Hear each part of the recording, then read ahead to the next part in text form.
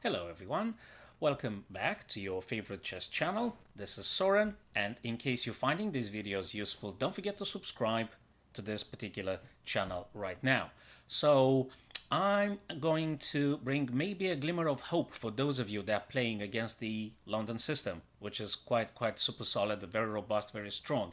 And also I'll be covering a little trap in the London system, something that resembles a lot with the Bongcloud theory, so-called, when the king comes on e2, blocking the bishop. It's not something that in good conscience I could recommend this to anyone, but in this particular variation of the London system, playing the king on e2 is actually the only correct move for white to play and win.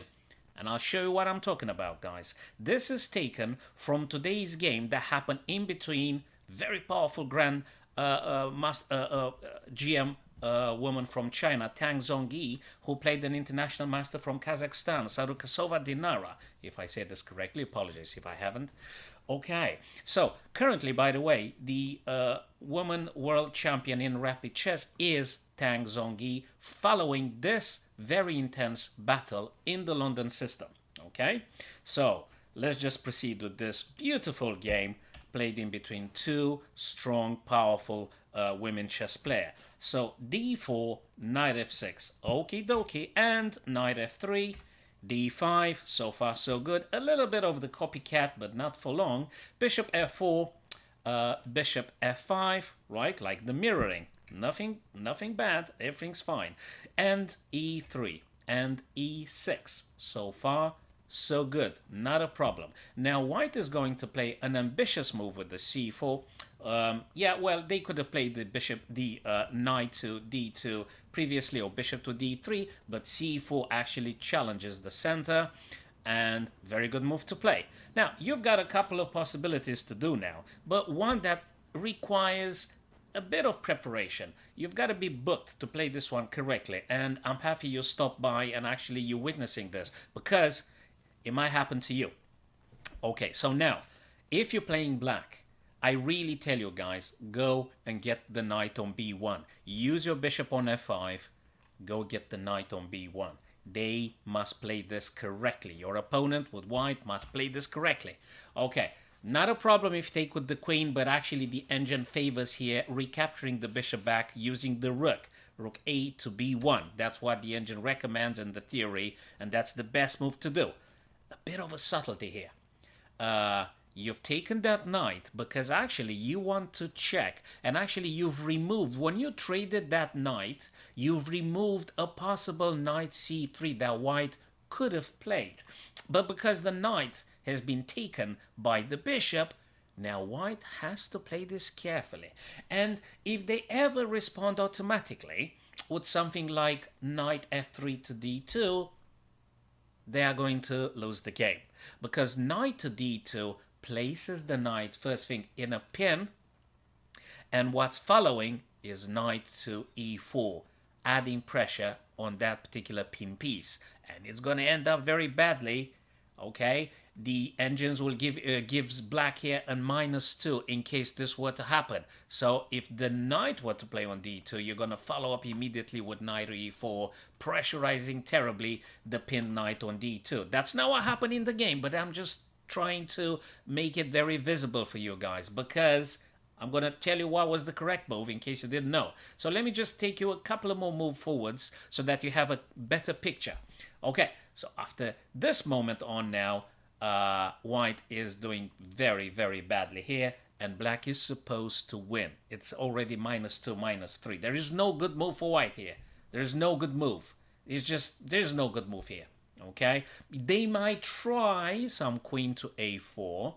It's a possibility. To which, you just respond knight c6, and not just that you block the check, you're also defending your bishop, which can't be taken in this case by the queen. Okay, a sensible move could be rook to d1 to try and preserve, to support a little bit the knight, but it's already too late. It's -2, -3 at this point in the game. It's already too late. You're going to take the knight, and the rook has just placed themselves into a pin. This is it. Black is about to win the game. You take the rook, king is out in the open. All you need to do with black is just castle the king, and you're doing very well. At this point, it's -2, -3. Again, you're doing very well with black here.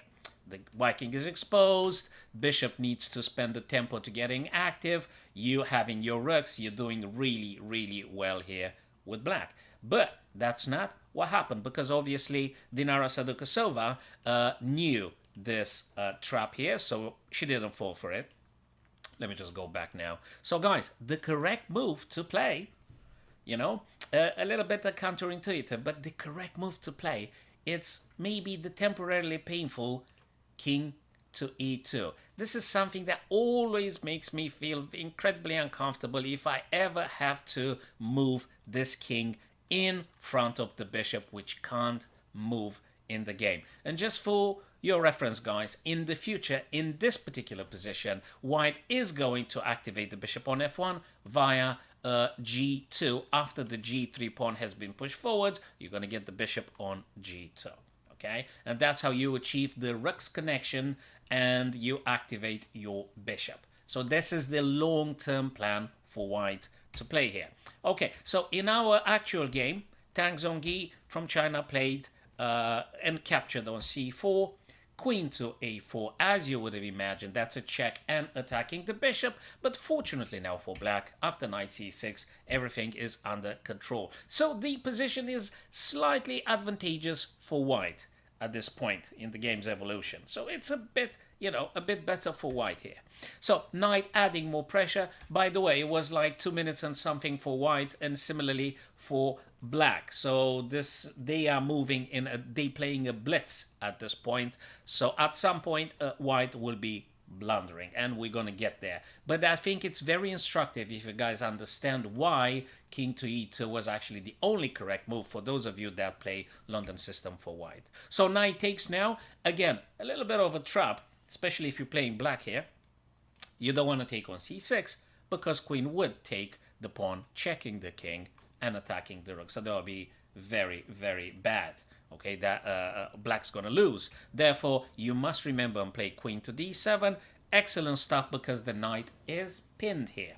Okay, even if a3 being played, you drop the bishop back onto d6. You got no problem. You're gonna exchange this dangerous white bishop. Of course, white can play and should play right now g3. This is the typical move here, g3. Further reinforcing of the bishop, you got absolutely no problem. You're going to get the bishop on g2. Rooks are connected. You're doing very well, at a bit of an advantage for white at this point. But that's not what she played. The Kazakhstan player chose to play queen to c4. Bishops come off the board now. Takes and takes. That's the position. We've got a very level, very balanced position, and white now, Saduakassova, chose to play g3 at this stage in the game.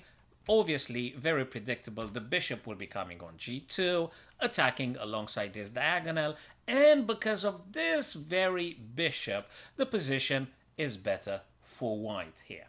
Okay, better for white. We got two double pawns on the c file, an isolated pawn on the a file, and the bishop plus the queen attacking. Not mentioning, as soon as white gets a rook on c1, looks very, very promising position for white at this stage. So Tang Zhongyi now played knight to d5, rook coming on c1, nice move. Again, +1, +2 for white.